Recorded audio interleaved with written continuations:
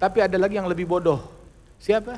Demi kursinya, demi dunianya orang lain, bukan dunianya dia. Dunianya orang lain, dia yang kehilangan surganya. Ya, kita takziah sama dia, turut berduka cita atas matinya akal.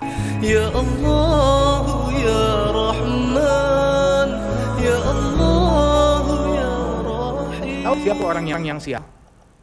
Orang yang sial adalah yang demi dunianya dia korbankan akhiratnya. Demi dunia dia mau cari kursi silakan. Cari kursi boleh-boleh aja dengan cara yang baik, tapi jangan demi kursi dunia kehilangan kursi di sorga. Ini orang bodoh yang semacam ini. Tapi ada lagi yang lebih bodoh. Siapa? Demi kursinya, demi dunianya orang lain, bukan dunianya dia. Dunianya orang lain, dia yang kehilangan surganya. Dia kehilangan akhirat. Ada orang demi dunia, saya dunia, dia kehilangan surga. Bodoh. Tapi ini demi dunianya orang lain, dia yang kehilangan surga. Ribut, berkelahi, putuskan silaturahmi, menengki, membenci, mencaci, memprovokasi, berusaha berbohong. Kenapa? Demi kedudukan. Buat siapa? Buat kamu? Bukan. Buat siapa? Buat orang lain. Siapa? Kakak kamu, abang kamu? Bukan. Adik? Bukan. Bapak? Bukan. Ibu? Bukan.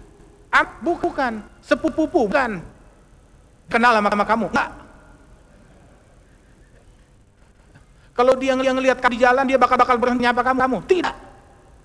Kalau kamu sakit, kamu dijenguk sama dia? Enggak. Kamu mati, dia datang ke rumah kamu takziah? Enggak. Ya terus. Siapa yang kamu bela? Kamu mati kalau malam masuk kubur, dia ikut masuk ke kuburan kamu? Enggak. Terus kamu bela dia mati-matian, besok hari kiamat, dia bakal tanggung dosa kamu? Enggak.